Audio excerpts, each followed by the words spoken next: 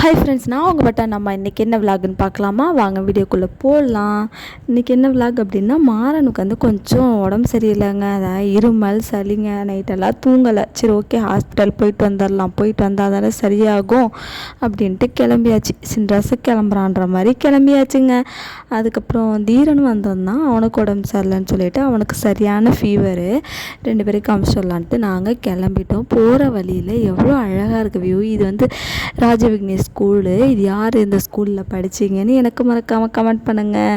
அப்புறம் இது மருதையான் கோயில். யாருக்கெல்லாம் குடியசாமி கோயில்னு மறக்காமல் கமெண்ட் பண்ணுங்கள். இந்த கோவிலில் எப்போவுமே கூட்டமாக இருக்குங்க. அது என்ன ரீசன்னு தெரியல.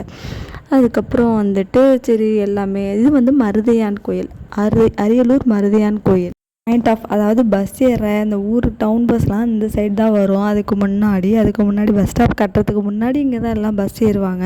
அதனால் மலரும் ஞாபகங்கள். நான் எங்கள் அம்மா கையை பிடிச்சிட்டு இந்த ஊருக்கு வந்து நான் ஏறியிருக்கேன். ஐ அந்த இடத்துல நின்று ஏறியிருக்கேன். அது எனக்கு ஞாபகத்துக்கு வந்துச்சு. அதுக்கப்புறம் வந்துட்டு போகிற வழியிலலாம் ஒரு வியூ. கடையிலலாம் எப்போ பாரு கொஞ்சம் கூட்டமாக தாங்க இருக்குது. ஒரு கடையிலையும் ஒருத்தர் நிற்கிறாங்க. ஒரு கடையிலையும் ஒரு பிஸ்னஸ் இல்லையா. இந்த பொம்மை கடை வந்து நான் பார்த்துட்டே இருந்தேன். அது போகிற வழியில் வச்சுருந்தாங்க அந்த ஹிந்திக்காரவங்க. இது மட்டும் என் குட்டீஸ் கண்ணில் பட்டுச்சுன்னா அவ்வளோதாங்க, நான் தொலைஞ்சேன். இங்கே ஒருத்தவங்க வச்சுருக்காங்க, அங்கே ஒருத்தவங்க வச்சுருக்காங்க. இச்சோச்சோ.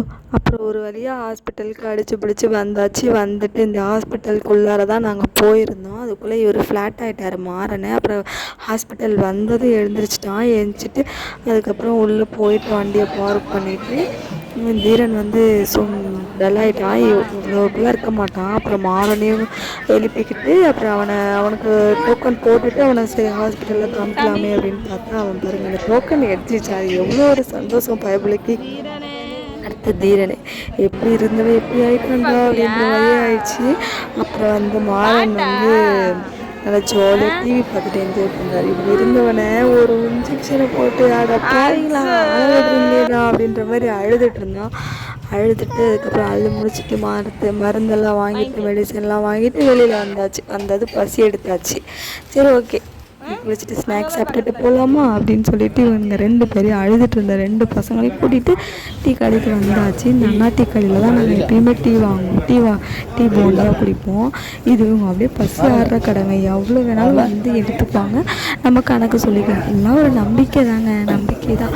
அவங்க மட்டும் போண்டா வடை அப்படின்னு எடுத்து சாப்பிடுவாங்க. நான் இத்தனை சாப்பிட்டேன் அப்படின்னு சொல்லிட்டு ஒரு மனுஷனோட நம்பிக்கையில் காசு கொடுத்துட்டு பே பண்ணிவிட்டு வந்துடுவாங்க. எல்லாருமே அப்படி தான் பண்ணுவாங்க. ரொம்ப நல்லா அந்த அண்ணா கடை. அப்புறம் பார்த்துட்டு முடிச்சுட்டு நாங்கள் வந்து கிளம்பிட்டோம். சாப்பிட்டுட்டு வீட்டுக்கு கொஞ்சம் பார்சல் வாங்கிட்டு கிளம்பியாச்சு. இது வந்து குன்னம் பஸ் ஸ்டாண்ட். யாரெல்லாம் அந்த வீடியோ பார்க்குற குன்னமாக இருந்தால் குன்னன்னு எனக்கு கமெண்ட் பண்ணுங்கள். அப்புறம் வந்துட்டு எங்கள் ஊர் வந்தாச்சு. இதுதான் எங்கள் ஊரோட போகிற வழி, என்ட்ரன்ஸு. இதாங்க எங்கள் ஊரோட நேம் போர்டு. இதை பார்த்ததுமே ஒரு சந்தோஷமாக இருக்கும். யாரெல்லாம் அந்த ஊருன்னு சொல்லிட்டு எனக்கு கொஞ்சம் கெத்தாகவே இருக்கும். நாங்கள் அந்த ஊருன்னு சொல்லிக்கிறதுல. இது வந்து எங்கள் ஊர் ஏரி. இந்த ஏரி தண்ணியில் தான் அதுக்கு முன்னாடி குடித்தோம், இப்போவும் சமைப்போம். அதுக்கப்புறம் வந்து பார்சல் வாங்கிட்டு வீட்டுக்கு வந்தாச்சு. வீட்டுக்கு வந்ததுமே பட்டு வீட்டில் இருந்தாங்களா, அதனால் அவங்களுக்கு